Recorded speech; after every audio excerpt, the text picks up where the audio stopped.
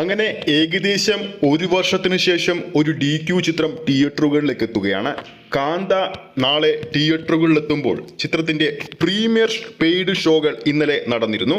Paid ഷോകൾക്കെല്ലാം മികച്ച പ്രതികരണമാണ് ലഭിച്ചിരിക്കുന്നത്.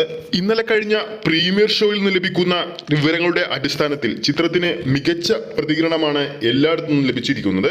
അതേസമയം ചിത്രത്തിന്റെ പ്രൊമോഷൻ സമയത്ത് റാണ രഘുപതെ പറഞ്ഞ വാക്കുകൾ തന്നെയാണ് എല്ലാവരും ഇന്നലെയും പറഞ്ഞത്. അഭിനയത്തെ പറ്റി അദ്ദേഹം പറഞ്ഞ വാക്കുകൾ അന്ന് വൈറലായിരുന്നു. നടിപ്പിൻ ചക്രവർത്തി എന്ന വാക്കുകളോട് 100% നീതി പുലർത്തുന്ന പ്രകടനമാണ് കാന്തയിൽ DQ കാഴ്ചവെച്ചിരിക്കുന്നത്. ചിത്രത്തിന്റെ അഡ്വാൻസ് ബുക്കിംഗ് തുടങ്ങി ഇന്നലെ 24 മണിക്കൂറുകൾ കൊണ്ട് ബുക്ക് മൈ ഷോയിലൂടെ വിറ്റഴിച്ചത് ഏകദേശം 13,000-ൽ പരം ടിക്കറ്റുകളാണ്. അതോടൊപ്പം ചിത്രത്തിന്റെ അഡ്വാൻസ് പ്രീസെയിൽ ബുക്കിംഗ് ഇന്ത്യയിൽ നിന്ന് മാത്രം 1 കോടി ഇപ്പോൾ കഴിഞ്ഞിട്ടുണ്ട്. കഴിഞ്ഞ വർഷം തെലുങ്ക് ചിത്രമായ ലക്കി ഭാസ്കർ ആയിരുന്നു DQവിന്റെ അവസാനമായി പുറത്തിറങ്ങിയ ചിത്രം. ലക്കി ഭാസ്കർ അന്ന് വൻ വിജയമാണ് ബോക്സ് ഓഫീസിൽ നിന്ന് നേടിയെടുത്തത്. തിയേറ്റർ കളക്ഷനിലൂടെ മാത്രം ചിത്രം 100 കോടിക്ക് മുകളിൽ കളക്ട് ചെയ്തിരുന്നു. ഇപ്പോഴത്തെ മറ്റൊരു അന്യഭാഷാ ചിത്രമായിട്ട് DQ നാളെ മുതൽ തിയേറ്ററുകളിൽ എത്തുകയാണ്.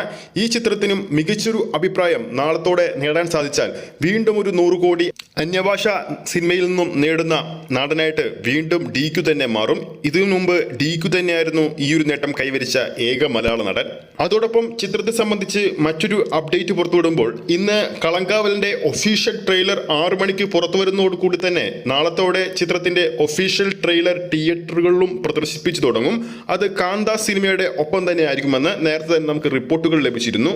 അപ്പോൾ വീഡിയോ കാണുന്ന പ്രേക്ഷകരിൽ ആരൊക്കെയാണ് കാന്ത സിനിമ നാളെ തിയേറ്ററുകളിൽ പോയി കാണാൻ പോകുന്നുണ്ടെന്ന് താഴെ കമന്റ് ചെയ്യുക. ഈ ഒരു വീഡിയോ ഇഷ്ടപ്പെട്ടിട്ടുണ്ടെങ്കിൽ വീഡിയോ ലൈക്ക് ചെയ്യാനും ചാനൽ സബ്സ്ക്രൈബ് ചെയ്യുന്ന കാര്യം ഓർമ്മിപ്പിക്കുന്നു. അടുത്തൊരു അപ്ഡേറ്റുമായി നമുക്ക് കാണാം.